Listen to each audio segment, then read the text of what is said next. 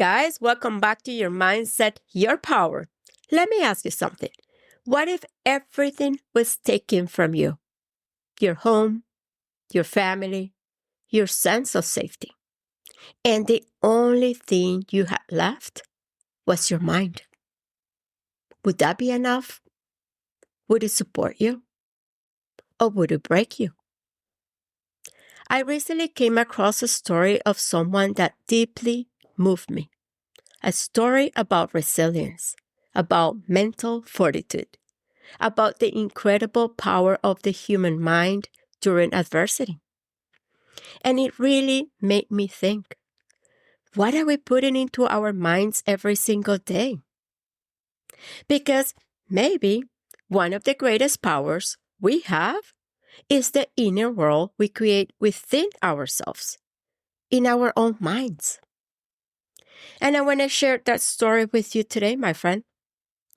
This is the story of Edith Eger. She was a teenager when she and her family were sent to Auschwitz during the Holocaust. Before that, she described her childhood as happy, simple, ordinary, a life filled with family, friends, dreams, and the quiet comfort of normal days. And then, everything changed forever. Her parents were killed there. She and her sister endured starvation, fear, humiliation, uncertainty, and the daily reality of not knowing if they would survive. And during that profound suffering, she held on to something her mother told her before they were separated. We don't know where we're going. We don't know what's going to happen. But no one can take from you what you put in your mind. Somehow, those words became an anchor for her. A reminder that even if the outside world became terrifying, there was still a part of herself she could protect. Her mind. And honestly, my friend, that perspective stayed with me deeply too. Because when we think about mental strength, we usually think about toughness, pushing through, enduring, staying strong no matter what, right? But her story showed me something much deeper. Mental fortitude is not pretending pain doesn't exist. It's protecting the part of yourself that pain cannot completely destroy. It's finding a way to hold on to hope, meaning, courage, even in darkness. Edith and her sister survived. And years later, she became a psychologist, dedicating her life to helping people heal from trauma, suffering, and emotional imprisonment. She went on to become a New York Times bestselling author of The Choice and The Gift, sharing the lessons that helped her move beyond survival, to move beyond problems they once believed were impossible to overcome. And now, after recently passing away at 98, her legacy feels even more powerful because she did not only survive, she chose to heal, to teach, and to help others find freedom within themselves. And I think this is what makes her story so powerful. Even after experiencing profound pain, she refused to let suffering become the thing that defined her entire life. She could have remained trapped in bitterness, in victimhood, in resentment, but instead she chose healing, purpose, meaning. She spent the rest of her life helping people understand that sometimes the hardest prison to escape isn't a physical one. It's the prison we create inside our own minds. The prison of hopelessness, the prison of fear, the prison of resentment, the prison of believing that our pain is the end of our story. And honestly, my friend, I think that message is incredibly human. Because maybe not through the horrors she endured, but through our own struggles, we have all experienced moments where pain starts shaping the way we see ourselves and we see other people and life itself. And without realizing it, hopelessness starts taking over the way we see everything. Not because suffering isn't real, but because what lives in our minds eventually begins shaping the way we experience our lives. And maybe that's why this story impacted me so deeply, because it reminds us that mental fortitude is not something we are simply born with. It's something we build. And I think sometimes we misunderstand what strength actually looks like. We think strength means never struggling, never feeling afraid, never feeling overwhelmed. But real strength is not the absence of pain or uncertainty. Real strength is continuing to move forward without letting adversity completely define you. Because difficult seasons have a way of revealing what's happening inside of us. Our beliefs, our wounds, our resilience. And sometimes the hardest battle is not the situation itself. It's the battle happening inside our own minds. You know, that voice telling us, things will never get better. You're not strong enough for this. There is no hope. And let me tell you, the longer we stay trapped in those thoughts, the heavier everything begins to feel. That's why building mental fortitude is not about denying reality. It's about learning how to face reality without mentally collapsing inside of that reality. Sometimes that means slowing down enough to breathe and regulate ourselves before panic takes over. Sometimes it means focusing on the next step instead of trying to solve the entire future at once. And sometimes it means reminding ourselves that a difficult season is not necessarily a permanent one. Because resilience is not built overnight, my friend. It's built little by little through the moments where we refuse to give up on ourselves. And when I look back at some of those, the most challenging seasons in my own life, I realized that mindset played a much bigger role than I understood at that time. Let me tell you a little story. Back in 2008, during one of the worst economic crises in the country, in the United States, my husband lost his job. We have recently moved into our first home. Our son was still very young. And what we thought would be a temporary setback turned into almost a full year of uncertainty. I remember my husband applying everywhere, day after day.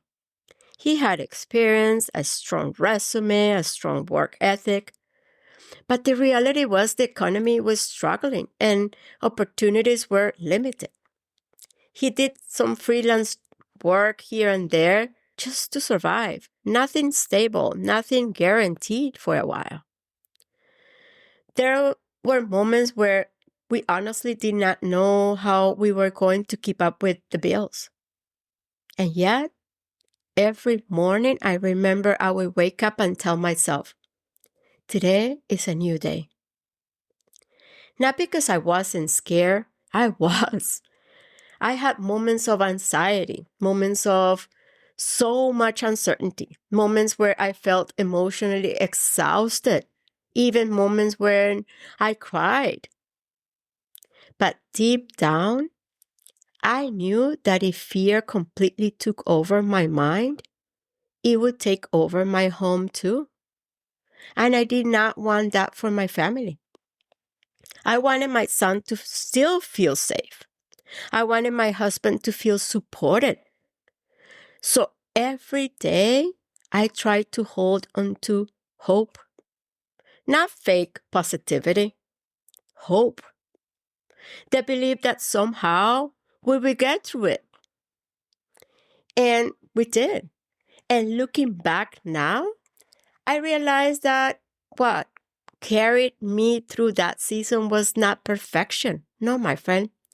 It was mindset. It was training my mind to keep looking for possibility even during uncertainty. To keep believing that one difficult season did not define our future.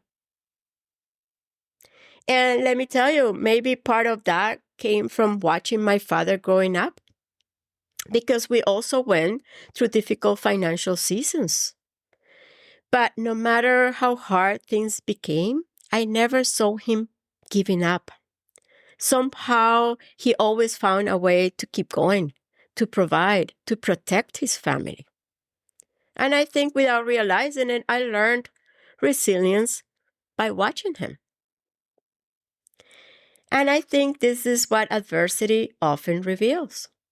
We don't truly know how strong we are until life puts us through difficult situations. Until uncertainty becomes real. Until life forces us to confront what's happening inside our own minds. Because mental fortitude is not built when everything feels easy and stable, my friend. No. It's built during the moments where we feel tested, emotionally exhausted, uncertain about what comes next, and still somehow continue moving forward. And maybe that's what Edith Eger's story feels so powerful to me. Because even in those awful circumstances, she understood something profound. That although we cannot always control what happens around us, we still have some influence over what happens in our own minds. And let me tell you, my friend, I think that's one of the greatest forms of strength a human being can develop. So maybe all this comes down to mental fortitude is not about pretending life is easy. It's not about never struggling, never feeling fear, never feeling uncertainty. It's about learning how to guide your mind through adversity without completely surrendering you to hopelessness. It's about protecting your inner world when the outside world feels unstable. Because resilience is not about becoming emotionally numb. It's about staying emotionally grounded while moving through difficult seasons of life. And maybe most importantly, it's understanding that resilience is not built in comfort. It's built in the moments where life feels heavy. And we slowly discover that we are capable of carrying more than we thought. And to close, maybe that's what stayed with me the most through all of this. The realization that strength can be passed down in different ways. For Edith, it was through her mother's words. For me, maybe it was through my father's example. Different lives, different struggles, but the same reminder that even during adversity, we do not have to surrender our minds to hopelessness. Because even during life's hardest moment, there's still a part of us that gets to choose what we hold on to. And maybe that's why I'm so passionate about mindset. Because everything begins in your mind, my friend. The way we see ourselves, the way we experience adversity, the way we continue moving forward when life feels heavy. And when I read Edith Eger's story, I saw mental fortitude at the highest levels possible. Not only because she survived, but because she chose to spend the rest of her life turning pain into healing, wisdom, and hope for others. A reminder of how powerful the human mind can become, even during the darkest seasons of life. And that, my friend, is something no one can fully take away from you. I truly hope this episode impacted you the same way it impacted me. Not in a heavy way, but in a way that reminds you of the strength that already exists within you.